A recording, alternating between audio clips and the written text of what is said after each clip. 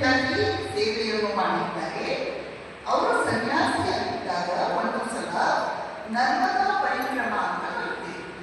ನರ್ಮದಾ ಪರಿಕ್ರಮ ಅಂತ ಬರುತ್ತೆ. ಹಾಗಾದ್ರೆ ಏನು ಅಂದರೆ ನರ್ಮದಾ ನದಿ ಹುಟ್ಟಿದ ಜಾಗದಿಂದ ಅಮರಕಂಠದಿಂದ ಅದು ಸಮುದ್ರ ಸೇರುವ ತನಕ, ಸೂರತ್ ಹತ್ರ ಸಮುದ್ರ ಸೇರುವ ತನಕ ನಡೆದುಕೊಂಡೇ ಹೋಗ್ಬೇಕು, ಪಾದಯಾತ್ರೆಯಲ್ಲೇ ಹೋಗ್ಬೇಕು. ಮಧ್ಯದಲ್ಲಿ ಊರು ಸಿಕ್ಕರೆ ಅಷ್ಟೇ ಊಟ, ಇದ್ದಿದ್ರೆ ಇಲ್ಲ. ಭಿಕ್ಷೆ ಏನಾದರೂ ಸಿಕ್ಕರಷ್ಟೇ ಊಟ, ಇದ್ದಿದ್ರೆ ಇಲ್ಲ.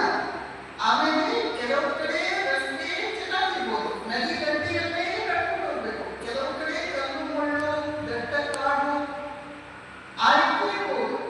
ನದಿಗೆ ಕರ್ಕೊಂಡು ಹೋಗುತ್ತೆ ಹೇಳಿರ್ತಾರಲ್ಲ, ನದಿ ದಂಡೆಯಲ್ಲಿ ಎಂತೆಂಥ ಕಾಡಿರುತ್ತೆ, ಅಲ್ಲಿ ಮುಳ್ಳು ಹೊದೆ ಎಲ್ಲ ಇರುತ್ತೆ, ಅಲ್ಲಿಂದ ನಡ್ಕೊಂಡು ಹೋಗ್ಬೇಕು. ಒಟ್ಟಲ್ಲಿ ನದಿಗೆ ಕರ್ಕೊಂಡು ಹೋಗ್ತು ಹಾಗೇ ನಡ್ಕೊಂಡು ಹೋಗ್ಬೇಕು. ಅದನ್ನು ನರ್ಮದಾ ಪರಿಕ್ರಮ. ನರ್ಮದಾ ಪರಿಕ್ರಮಕ್ಕೆ ಬಹಳ ಮಹಿಮೆಯನ್ನು ಹೇಳಲಾಗಿದೆ. ಅದು ಒಂದು ಸಾಧನೆ.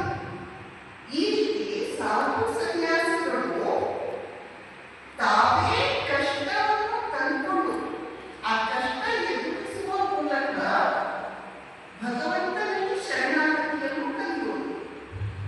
ಆ ಎಲ್ಲ ಕಷ್ಟಗಳ ನಡುವೆ ಭಗವಂತ ಹೇಗೆ ನಮ್ಮನ್ನು ಆ ಕೊನೆಯ ಕಡೆಯಲ್ಲಿ ರಕ್ಷಿಸ್ತಾನೆ, ಕಾಪಾಡ್ತಾನೆ, ಅದನ್ನು ಸ್ವಂತ ಅನುಭವಿಸಿದಾಗ ಮಾತ್ರ ನಮಗೆ ಭಗವಂತನಲ್ಲಿ ಪೂರ್ಣ ನಂಬಿಕೆ, ಭಗವಂತನಲ್ಲಿ ಪೂರ್ಣ ಶ್ರದ್ಧೆ ಬರುತ್ತೆ.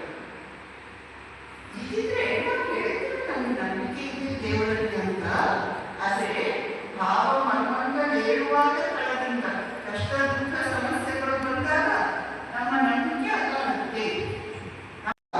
ಅವ್ರ ಕಾಲು ಬಂದು ಎರಡು ಕಾಲುಗಳಿಗೆ ಒಂದು ಚುಚ್ತಾ ಇತ್ತು, ಬಹಳ ಕಷ್ಟ ಆಯ್ತು ಅವರಿಗೆ.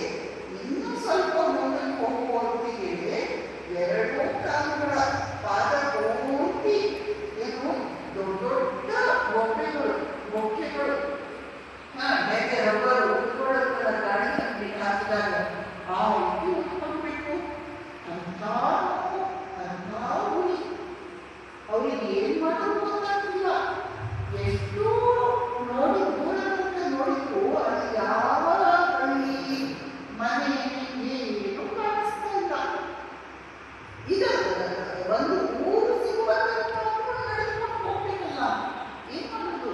ಅವರು ತಮ್ಮ ಪಂಚೆಯನ್ನು ತಂದು ಅದನ್ನು ಒಂದೇ ಮಾಡಿ ಕಾಲುಗಳಿಗೆ ಕಟ್ಕೊಳ್ತಾರೆ, ಪಾದಕ್ಕೆ ಕಟ್ಕೊಂಡು ಮೇಲೆ ನಡೆಯುವ ಪ್ರಯತ್ನ ಮಾಡ್ತಾರೆ. ಕತ್ಲೆ ಆಗುವುದು, ಜೊತೆಯಲ್ಲಿ ಅವರಿಗೆ ಆಹಾರ ಇಲ್ಲ, ಬಹಳ ಕಷ್ಟ ಬಿಟ್ಟಿದ್ದಾರೆ. ಈ ಕತ್ಲೆಯಲ್ಲಿ ಮುಂದೆ ನಡೆದುಕೊಂಡು ಹೋಗ್ಲಿಕ್ಕೂ ಆಗಿಲ್ಲ.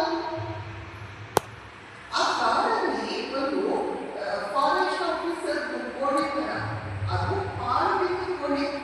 ಆ ಕೋಣೆ ಪಕ್ಕದಲ್ಲೇ ಆ ಕಾಡು ಬಿದ್ದ ಫಾರೆಸ್ಟ್ ಆಫೀಸರ್ ಕೋಣೆ ಇದೆಯಲ್ಲ, ಅಲ್ಲಿ ಪಕ್ಕದಲ್ಲೇ ಒಂದು ಸಣ್ಣ